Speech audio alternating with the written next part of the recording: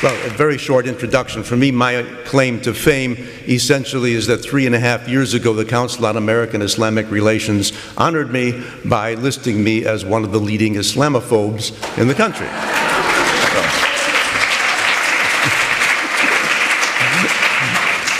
Okay, with that, I would like to begin. And has everybody here, or did everybody here, attend the lecture yesterday by Katie Hopkins? Okay, marvelous, marvelous lecture. She described the impending destruction of Great Britain through the Islamification of Great Britain, and she did it in a very witty way. However, the topic is deadly serious, and she urged us, if you remember, this was the title of her talk, to get furious and fight back. Is anyone here furious? Yes. Good, good. Okay, then I don't have to rouse you to fury and fighting back, but I would like to devote the next few minutes to giving you some hints as how better to do that, how better to fight back. Now, the conservative movement is essentially split on defining the enemy. And because we are split, we are ineffective, and it's very difficult then to win the war if we are not united. And what I mean by this is that many people, and this includes many people here at the Restoration Weekend, including many speakers, believe that our enemy is radical Islam. And I'd like to discuss that for a moment. Clarion organization, which I'm sure you're familiar with, always talks about radical Islam. And we've heard the expression radical Islamic terrorism. That is a nonsense expression, because when you put an adjective like that in front of it, radical Islamic terrorism, it implies that there's such a thing as a non-radical Islamic terrorism. That doesn't make any sense.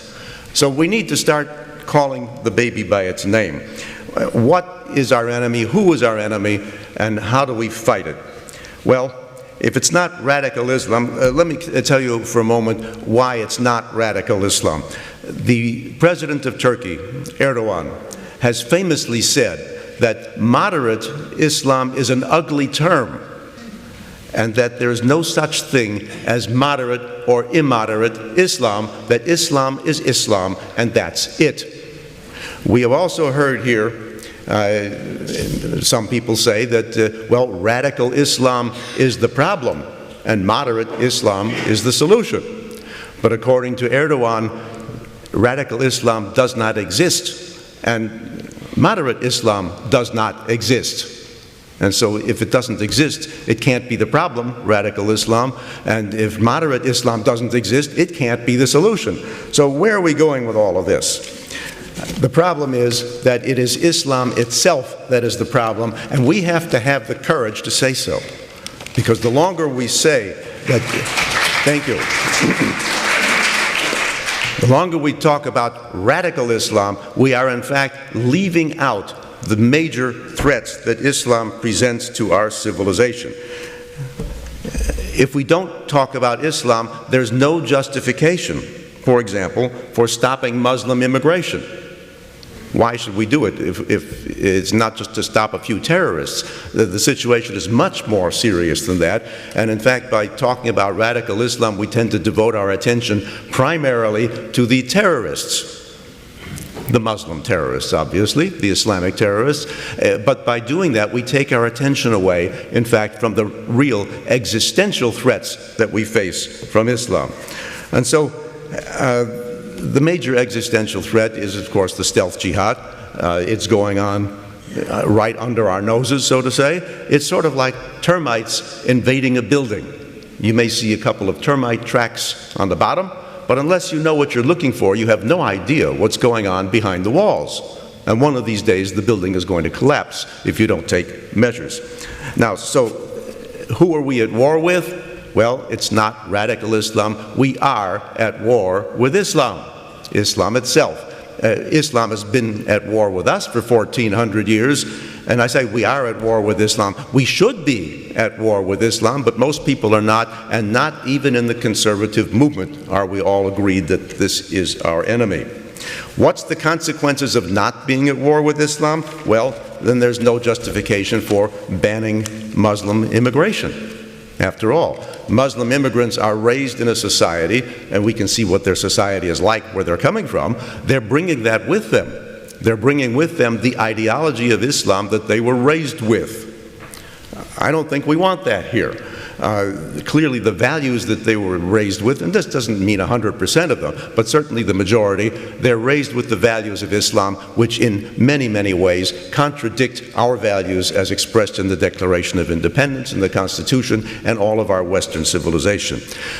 By focusing on radical Islam, we also leave out the major source of the Islamic threats, and that, of course, is the mosques and the community organizations. That's where this ideology is being propagated. Another reason why we need to focus on Islam and not radical Islam is Muslim candidates for political office. They're the smoothest, sweet-talking people. They're dressed nicely. They're very pleasant, and they always say that they're just as American as everybody else. However, if you look at their backgrounds, you will see that they are practically all graduates of the Muslim Student Association in college, and then they go on through the Council on American Islamic Relations, which, as you know, of course, is a Hamas-linked terrorist organization, Muslim terrorist organization, and Hamas itself is the Palestinian branch of the Muslim Brotherhood. So it all ties in, and the Muslim candidates are all tied in with this. Whatever you do, you must try to prevent these people from getting elected. But you can't do that if you're only talking about radical Islam, because they present themselves as peaceful. And so there's no way of knowing that, in fact, they are supporters of this radical ideology. Another reason, if we talk only about radical Islam, we neglect what's going on in the schools, which, of course, in their textbooks and teaching materials are portraying Islam as a religion of peace, which, as you know, it's not. Another one, the hijab. The hijab is being presented to us by these Muslim supremacists as simply an article of clothing and modesty. Well, actually, it's not modesty. If you read the verse in the Quran that essentially prescribes a hijab, you will see that the purpose is not modesty. The purpose is to protect them from Muslim men so that they won't be molested, as the Quran says. Also, wearing the hijab is a symbol of submission to Sharia law. And they will actually say, though, if you read Muslim newspapers, and I've seen that before, that they say also that the hijab is not a question of modesty, and certainly not a question of fashion. It is a question of doing what Allah wants women to do. Another example here is that the Islamic Republic of Iran, which nobody refers to these days as the Islamic Republic of Iran, but I would like all of you in the future to refer to the country as the Islamic Republic of Iran, because if you refer to it only as Iran, you see it as just another nation state, but it's not. It is a revolutionary state whose purpose is to spread Islam to the entire world. Their Constitution, and you can Google that, Constitution of the Islamic Republic of Iran, in the preamble, it says definitely and specifically that they are going to use their armed forces not only for defense, but fulfilling their ideological mission in God's way, jihad, namely jihad by spreading Islam to the rest of the world. So in their own constitution, they are telling us they're going to commit military aggression against the rest of the world in order to spread Islam, because it's an Islamic state. Please use the term Islamic Republic of Iran. Now, there are some people in our movement who think that we are faced with the challenge of modernizing Islam. Let me tell you, we are not faced with the challenge of modernizing Islam. We are faced with the incoherence of trying to modernize Islam. Islam cannot be modernized. And the reason it cannot be modernized goes back to the basic proposition of Islam itself, which is that the Quran is considered by all Muslims to be the literal word of their God. No human being is going to contest the literal word of his God. If you think of our Bible, we have the Ten Commandments and we have the rest of the Bible, and they're different. We can talk about the rest of the Bible, but I don't think you find many people saying that, well, we really ought to revise the Ten Commandments. Doesn't mean that people follow them, but obviously no one is talking about revising them, because that's the literal word of God if you're religious. And in Islam, every word in the Quran is the literal word of their God, and it cannot be revised. No human being can ever do that. In fact, it's forbidden by Sharia law, and anybody who tries it is subject to the death penalty in Sharia law. Well, the very notion of reform means violating the sacredness of the Quran, and therefore it cannot be done. There are Muslims, of course, who claim that they want to reform Islam, but if you look closely, you will see that they never criticize the Quran. Of course, the Quran is where the whole problem with Islam is. And if you can't criticize the Quran and get rid of parts of it, obviously you can't, then there's no way to reform Islam. And all of these so-called moderate Muslims are simply trying to fool us and to fool themselves, because they're essentially Westerners. They have adopted Western values, but for whatever reason, they continue to identify themselves as Muslims. And there's a conflict. They are suffering from a conflict between their conscience and their faith. I don't really envy them, but we should not pay any attention to them, because the Muslim community doesn't pay any attention to them. They have no influence in the Muslim community, and we have no business supporting them, and we have no business promoting the notion that Islam can be reformed. It cannot be reformed, because Islam, what is Islam? Islam is the Quran plus the sayings of Muhammad, the Hadith, the Sunnah. Those are fixed texts. They don't come in different versions. There's no such thing as a modern version of Islam as opposed to an old version of Islam, because the Quran does not come in different versions, and Muhammad's Sunnah does not come in different versions. And both of them are required for being a faithful Muslim. Another reason, the word Islam itself means, of course, as you know, submission. Any Muslim who thinks of reforming Islam is automatically violating the very definition of the word. If you submit and you follow it. You don't contest it and you don't reform it. Does that make sense?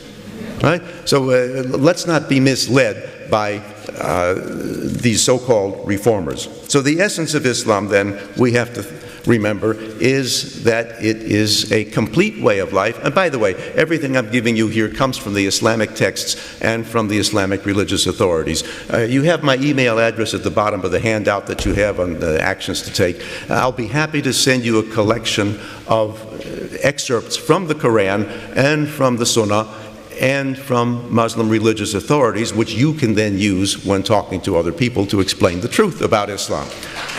Thank you.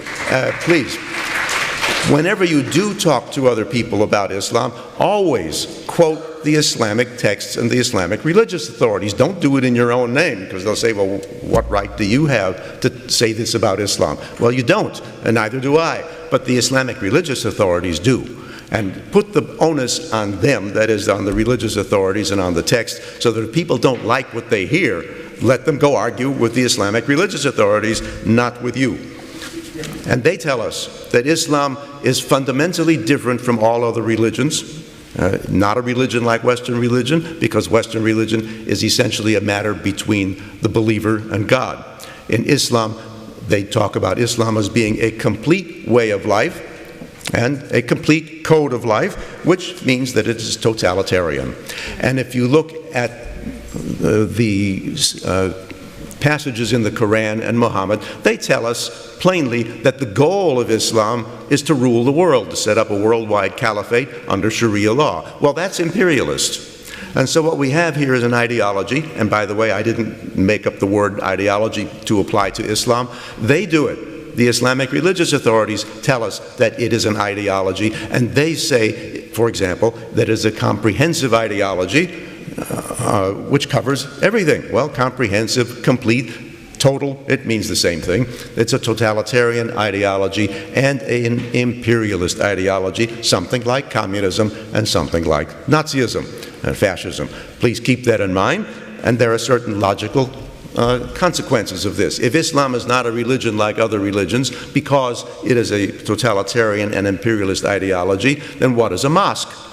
Well, a mosque is not just a house of prayer like other religions either then. So what is it? In the words of the Islamic religious authorities, a mosque is the propagation center for the ideology. Keep that in mind next time you pass by a mosque. And by the way, the Muslim Brotherhood, which we've heard something about in the last couple of days, because they organize this major threat that we're going to talk about in a second, the Muslim Brotherhood says in their own documents that the mosques and the Islamic centers are the organizational centers for the Islamic community to promote Islam and the triumph of Islam. Now, what are the threats then from Islam? There are three major existential threats, and ISIS is not one of them.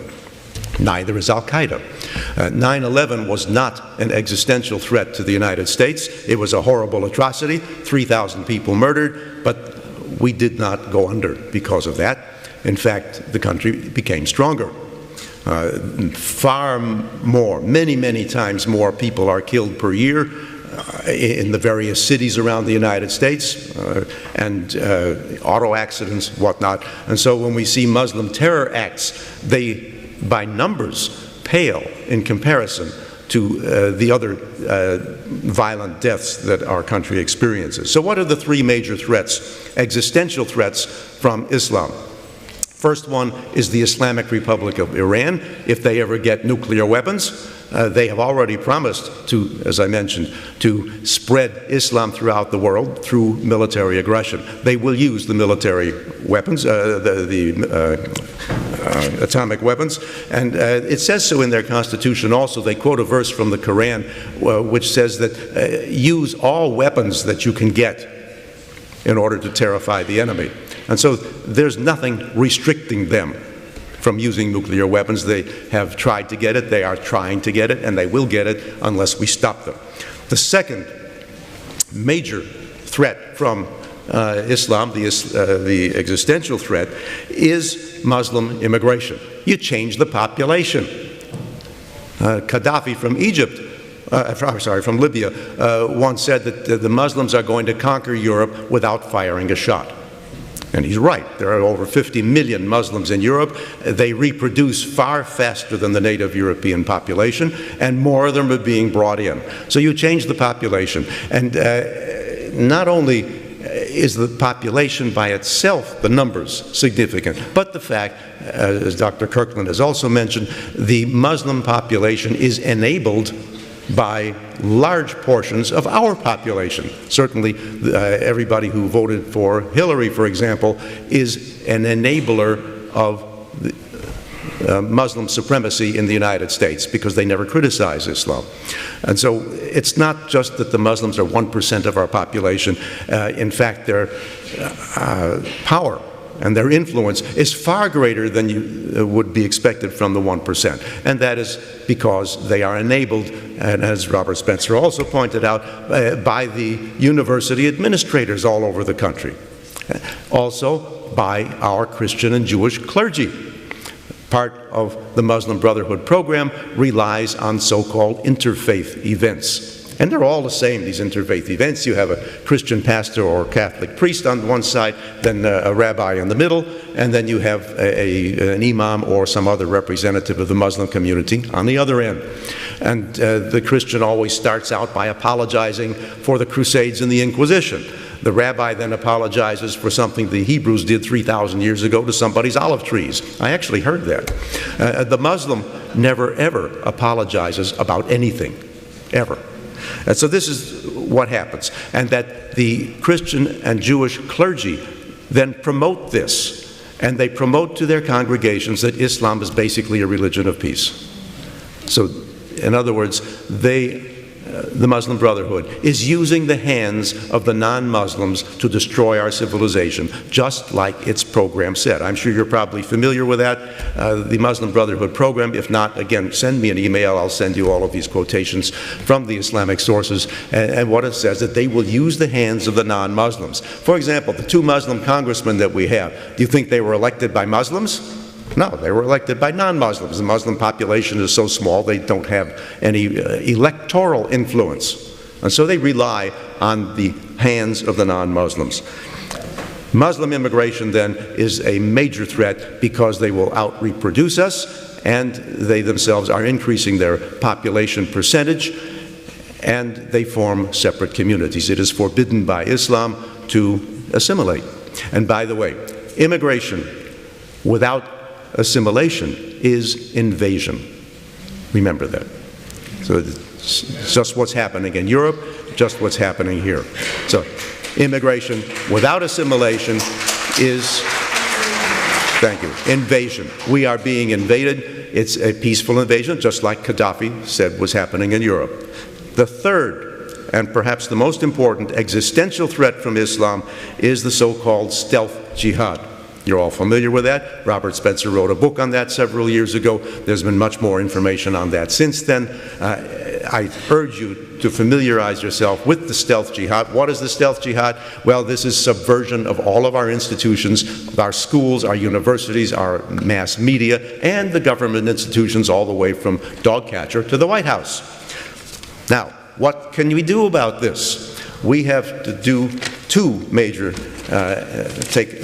actions, and you all have the sheet in front of you, actions that you can take.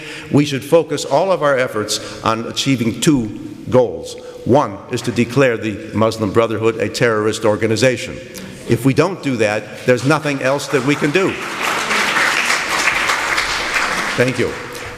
So that's first and foremost, we must get the Muslim Brotherhood under control, and not just the Muslim Brotherhood per se, but all of its front groups like the Council on American Islamic Relations and a whole alphabet soup of other Muslim organizations in the United States.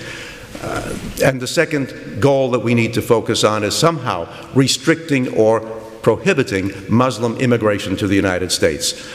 These are the two goals that we must achieve in order to preserve our civilization. There's no other way. Now, how do we do that? Well, there's a number of actions that you can take, and I hope you do. Let's go through a couple of them. First of all, we've got a couple minutes left here. Okay. So. If the Republican Party does not save us, nobody will. Therefore, you must work through the Republican Party and try to influence them and educate them to show them that Islam is the enemy. I know it's too controversial to say that openly, but do what you can. Go to Republican Party meetings, raise the issue of Islam. Get them to talk about it. Stimulate a discussion of Islam wherever you are. We don't have time to go through all of these other things that you can do, but we need your help. If you just go home and don't do anything, we're going to lose. It's not sufficient simply to contribute money to other people who are doing things. We need you to actually do something. You have spheres of influence. Please use them in every possible way to stimulate a discussion about Islam itself. Now, then in conclusion, since we don't have time to go through all of these others, then again, without a unified focus on Islam as the enemy, we cannot achieve the goals of stopping Muslim immigration or declaring the Muslim Brotherhood a terrorist organization, because in the United States, the Muslim Brotherhood masquerades as peaceful. They don't tell you what their real goals are, except you can look in their documents and find out. So if we do not achieve these two goals, we can't win. You need to help us win. Please help preserve our country for your children and your grandchildren and your great-grandchildren. Again, not only with your financial support, but also with your actions. Please do something. As Katie Hopkins said, get furious and fight back. You need to fight back. Thank you.